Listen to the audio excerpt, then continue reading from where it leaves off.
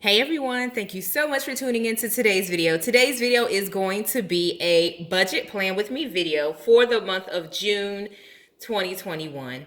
I cannot believe that we're already entering into the month of June and it's time to start thinking about our budget priorities, our goals, and our plans for the month. So if you're interested, stay tuned. Okay, so the first thing that I'm going to put on my planner is the theme for the month, which is live on less. So I'm trying something a little different this month. I want to give a theme for the month, something to keep me anchored when I get ready to spend money that I probably should be putting aside for other things. So the theme for this month is live on less. Now I know you're probably thinking, but Coach D, what does that mean? So we have some pretty ambitious goals, as you probably all are already aware of, that we are striving for the year 2021. On top of that, with the world slowly starting to open back up, we want to attempt to travel in December with our children. So we are vacation planning for a special trip as a family in December. On top of that, we have a few other kind of daycations, staycations, and then I want to throw in a momcation before we close out the year as well. And that's going to require some money, of course. So this month's theme is live on less so that we'll be able to make a short-term sacrifice to enjoy some things over the long term. Now, I'm sure you're curious what all of the lines are about, but we'll get into that in a moment. But first things first, if you are new to my channel, hey, welcome. My name is Coach D, and I love all things planning. Here on my channel, I share pieces of my life with the hope of helping you to balance, grow, and succeed in yours. Planning is so important for me. It keeps me organized as a busy mom with some really ambitious goals. Budget planning is one way that our family really manages our finances so that we can avoid debt and save up for the things that we are going to truly enjoy over the long haul. So this month, as I said, we're planning for June 2021, and I am using just regular pens today, nothing fancy, nothing outside of the box, but I want to go ahead and capture our key dates, our goals, and this will be the analysis section. Okay, so here is my setup, and I just used a green pen. I've had this pen for a long time. I purchased it from Michael's. It's not really the best pen to use just because I feel like it skips when you're writing, and I don't like that very much. So, anywho, I couldn't find my good pens that I used from last time, but we're going to work with what we have because that's what we do. We improvise. All right, so I have the setup kind of outlined. Now you can kind of make sense of what the grids were for.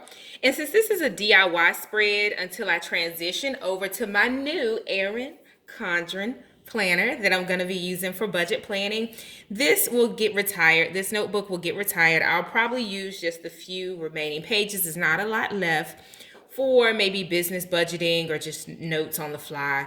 So it'll become kind of a catch-all random notebook, like scratch paper, if you will, after I retire it from using it from budget planning. So it's made a long run off and on since I think I started using it maybe back in 2018, 19, I'm not really sure. So yeah, July 2019 was when I first started using this particular notebook for budget planning. I've used it off and on. Then I started using a Erin Condren budget planner, I think around October of 20, what was it, October of 2019. I switched over to this planner for my debt-free journey. Now, going forward, when this planner starts in July, I will be using the Erin Condren new 2021 Life Planner. And as I stated before, it starts in July. So this will be my budget planner going forward. So as you can see, the front says budget, family budget and goals, if I can read y'all. So family budgets and goals, and I'll also be using it for travel planning. So stay tuned for a video where I set that up to kickstart my budget planning journey with that particular planner. So make sure that you hit subscribe, y'all. I would love to welcome you to my YouTube family. All right, so with this, I'm going to outline my top 3 budget goals, and then I'm going to start filling in the bill tracker.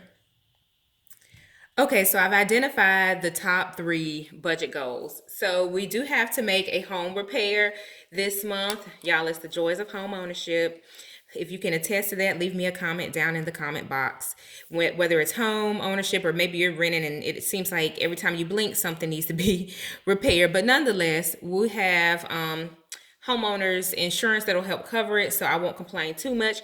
But the remaining balance, and there's some other things that we have to cover out of pocket that we'll have to commit to this month for the month of June. So I don't want that to sit on a credit card bill. I want to make sure that we're able to pay that off because you guys know if you put things on credit, it can spiral out of control. So that's goal number one.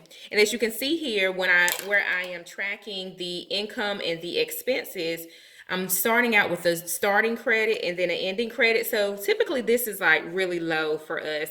It could be maybe I put gas or a grocery run on a credit card at the end of the month or towards the end of the month.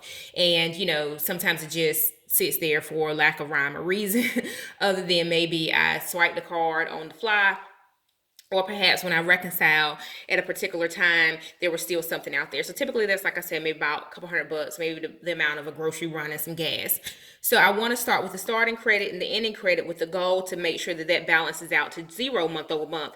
Because as I stated before, what can happen is when we start to use our credit cards, whether it's for convenience, if it's because maybe we're making an online purchase and we don't want it to be tied to our bank information, which are all very valid reasons, or perhaps your credit card offers rewards. Mine does, and I really have started being able to benefit from them because of a good relationship with money. But I say all that to say, when we lose sight of what we're swiping on our credit cards, that's what can compound and lead to debt because we'll start incurring interest. And then perhaps maybe you'll get to a month where you continue to live life and you're not baking that into your monthly landscape. So credit card bills can spiral out of control if we don't keep a close watch on what we're swiping. So I hope my TED Talk about using credit cards was helpful for you, but that's why this section is here, so that I can really keep a laser sharp focus on what's out there on our credit cards. And then for me, there are three credit cards that I use.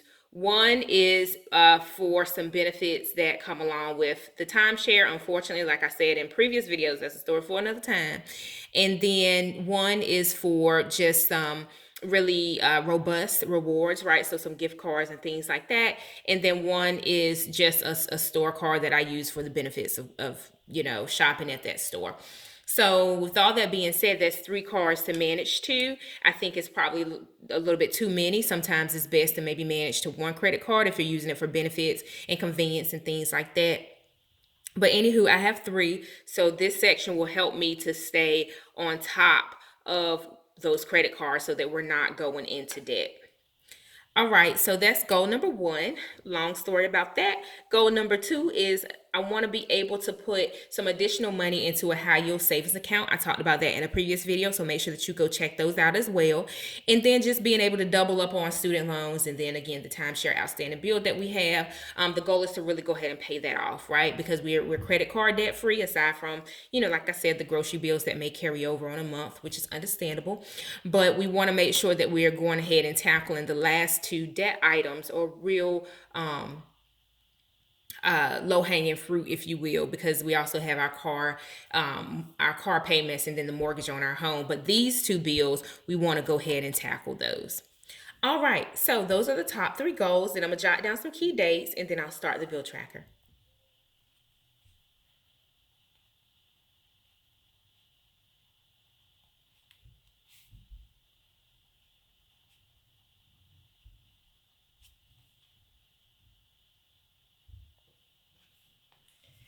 So this is where I really focus on managing the bills that are due in this section. So this becomes my checklist, and then I manage the amounts. And because I do this every month, I can get a pulse of when things may be going out of control. right? So if the water bill maybe is creeping up, perhaps we need to, investigate as to why. The same for gas or energy. So anyway, this bill tracker comes in handy for tracking to make sure things are drafting out. There are no issues if cards are expiring, right? So your bank card may be expiring. You need to go in and update it in the system. So it gives me a chance to make sure all things are flowing out and they're doing so appropriately, and there are no issues on the behalf of the utility company as well. So this section comes in handy for me. Then over here, just the key dates that I like to track, like our hair appointments. Also, June is a very, very special month for our family because that is our anniversary. So we are looking forward to maybe doing something small for our anniversary. So I do want to make sure that I account for the trip and any gifts or things like that in the budget. We try to make sure that we're mindful of our budget, but we're also celebrating milestones and things like that that happen in life. So that's this setup for us. I'm going to finish up. I think I'm pretty much finished with the bill tracker. Then for the budget analysis, this will be where I'll go in and do our month over month trending. Maybe I'll use this section for managing the anniversary trips budget and things like that. And then as we're preparing for some other summer travel, small scale things, I want to account for that as well in the budget analysis section. So I'll probably leave a lot of white space here because I want to manage it real time. And then I think I've captured most of the key dates that I want to put on camera, and then I'll go in and finish this up.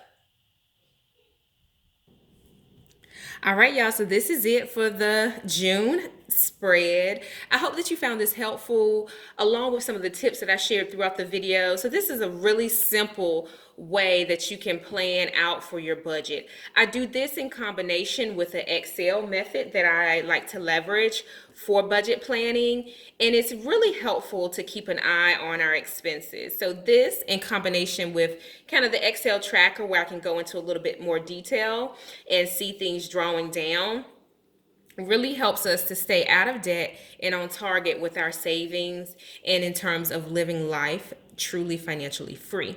So in this section, I just put some notes here: tithes, offering, and giving. I try not to be very restrictive with this section of our budget just because we want to be, again, financially free to be a blessing to others whenever we see fit to do so.